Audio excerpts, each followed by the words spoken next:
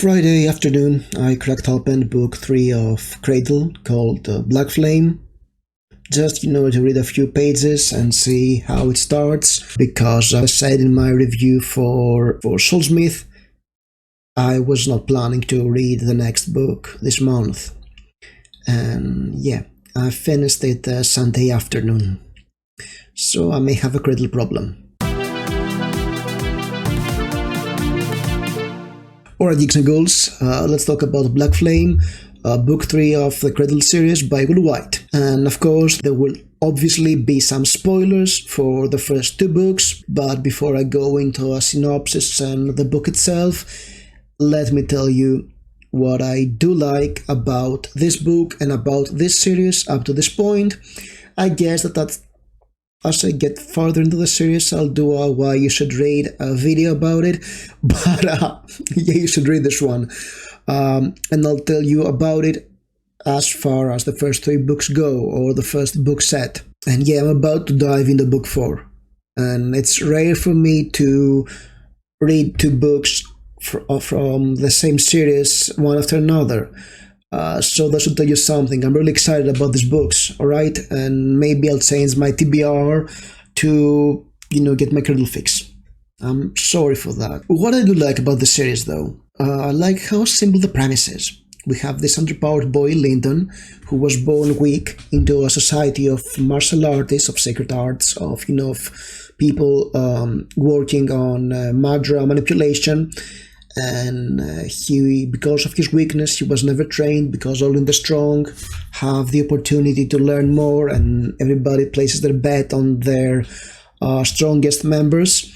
So he has to leave his homeland because he had an angelic vision that told him that he has to become the strongest ever in order to save his homeland for something that is approaching, that's going to happen in some years.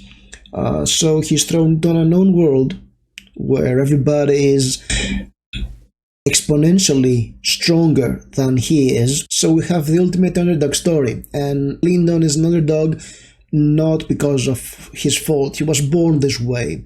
So it's another reason we want to see him overcome his challenges and actually achieve his goal, even though I don't think that his homeland deserves to be saved, or any parts of the world deserves to be saved, come to think of it, because the society is very broken. The Sacred Valley, where he came from, or the Blackflame Empire we currently are in. And of course, because it's an underdog story, we want to see how he will become the most powerful ever, how he will achieve the impossible again and again. And the way it's done up to this point is somehow very plausible, which is quite a feat. It feels like it's earned, and he deserves to get the powers he gets. And actually in this book, as he's getting stronger, a lot stronger by the end of the book, the first thing he does with his newfound power actually feels great. It feels like, yes, he deserves to have this power. You want to root for him as he's getting agency. However, despite how simple the premise is, there's a very intricate world building in this book, and it is slowly revealed to Lyndon, who's an outsider, and to us, because Lyndon is tabula rasa. He is a 16-year-old who has 0 training, so he has to learn about Madra manipulation along with us, as well as learn what's the story with the Blackflame Empire and what's happening there. And there are a lot of characters and fractions with different purposes, and they interact in interesting ways, and that's always something very interesting to see, all those cross purposes and why things are happening the way they are. It's really good. I really enjoy how intricate it becomes, and how Lyndon is finding himself getting deeper and deeper into the struggles of the world, as he's just looking to become more powerful. And I mean, in book 3, we get to see the intrigue among the Blackflame Empire, that has an established history and a very strict hierarchy, and there's still a lot of stuff to learn. So I'm looking forward to learn more about this empire, how it works, and how some of the struggles that are set up are playing out later in the series. And yeah, it's very interesting. Now, Will Wight has come up with a hard magic system, or martial arts system, that is based on some very, very simple premises. We have 4 types of techniques used to manipulate different forms of Medra, which is Maenites, Essence, Chi, whatever you call it. They call it Medra in this world, and it's vital energy. And this allows for some very imaginative and impressive styles, even though it's easy to understand that yes, you have these types of technique, they will use this Madra in this way to achieve this, and it's actually quite great how it's done. Of course, this idea, this magic system or martial arts system, based on some very popular tropes from another medium, shonen manga like Naruto or Bleach or any other boys manga with martial arts. But the way it's written here, the way it's translated into prose, allows for a different perspective we don't often see in the other medium. For instance, there is a more esoteric approach to the sacred arts on how they work, how the artists perceive the flow of Madra inside them, and how they visualize them and how it makes them feel. And it's easier to get that through prose than through images in an anime or a manga. It doesn't make for a good anime or manga, but it makes for a great book. Finally, what Will Wight does exceptionally well, and most of the page turners actually do amazingly well, is that he is constantly setting questions and then offering some partial answers, so you want to keep reading. And because Lyndon is stumbling upon things he doesn't quite understand in a world that it's way above his head, he's always getting into complications. So in every book he has to face even more powerful opponents, or he has to deal with ticking clocks, and that always creates tension, and you want to see how he will get out of this again, because you know that Lyndon will be the most powerful ever, okay? That's part of the tropes of this kind of book. You know that Lyndon will become superpowered at some point, but you have to know how he will get there, because it's kind of impossible, and he knows that, and everybody knows that what he's doing is impossible, but he's doing it, and how much more powerful he can get, because we constantly see new levels of power in every book in the series. So yeah, that's what I love with the series at this point. Now, let's go to book 3, Blackflame, and talk about what I liked more specifically about this book.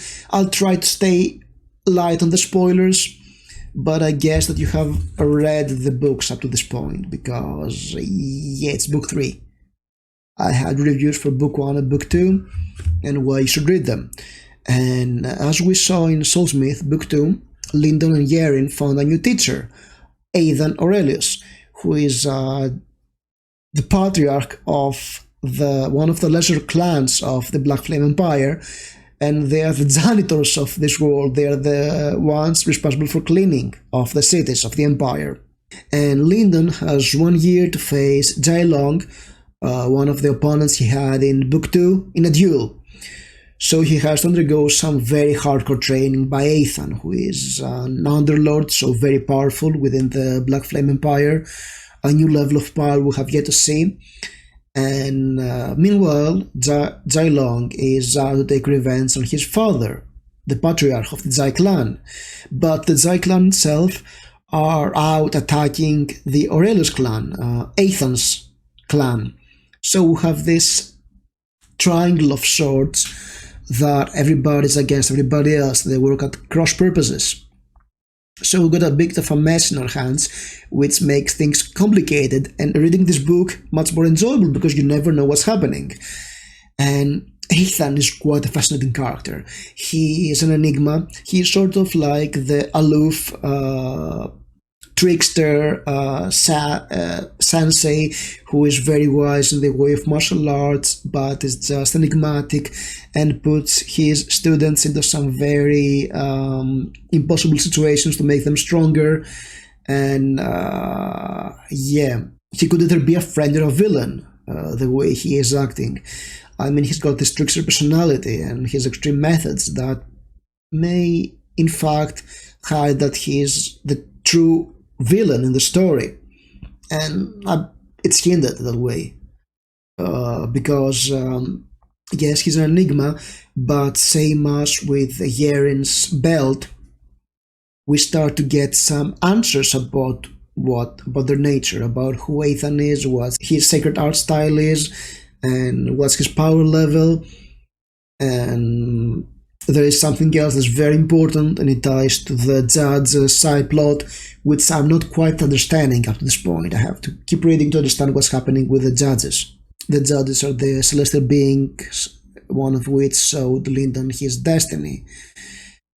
And yeah, there are a lot more questions posed here. And Zai Long is also a great antagonist. He's very complicated. I didn't want to see how his duel with Lyndon would play out, because I thought that it wouldn't be dramatic enough, and I want to see more of him. And yeah, the way Will Wight pulls off the climax of this book is great, because both manages to feel very climactic and a conclusion to a lot of the storylines in this book, while also leaving so many threads open that I want to go into the next book to find out what's happening. And yeah, Lyndon cannot get a break. And there are a lot of stuff happening that I want to see how they will play out in the next books. I'm hooked. I'm hooked. Really. And I really liked Yerin in this book, which was in Soulsmith. She was sort of like just there, and here she has her own struggles with her training. I mean, she has a new teacher, but she mistrusts him and is not willing to do everything that Ethan tells her. And she has a great relationship with Lyndon. I mean, she's envious of him and how Ethan is, and I keep saying Ethan or Ethan, I'm not sure how it's pronounced, I'm sorry.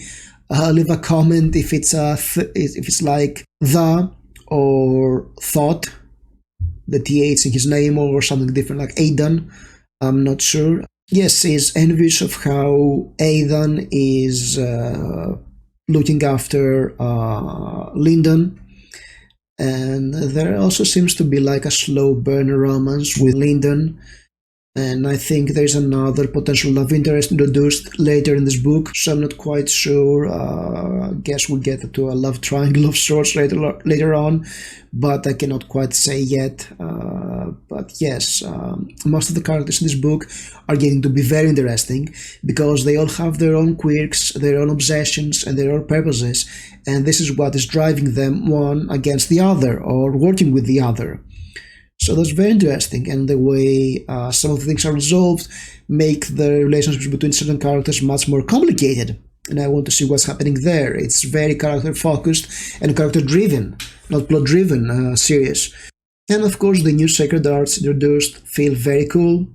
We have some great, interesting ideas in this series too with them, and the path that Lyndon takes is it's quite interesting, what can I say? Yeah, so the way this book ended was a great cliffhanger, which can be the big bummer if you're reading this, and the series is still ongoing, and Cradle is not over yet. I think there are 3 or more books still to finish the series, so I guess at some point I'll hit a brick wall. But then again, I think a book is published every 4 or 5 months, so it won't be much of a wait to see what's happening towards the end, or at least at some point I'll be like, alright, I've read enough. I won't binge read any more of that on the break, but it's not that moment. I want to get in a book 4. So yeah, expect a review video for it very soon, and I still have some reviews to do for other books I have read and videos I have not edited yet. So yes, that was my review for Blackflame, book 3 of the Cradle series by Will Wight. If you have read the series, I'd love to hear your opinions about it, and I'll see you soon. Thank you for watching.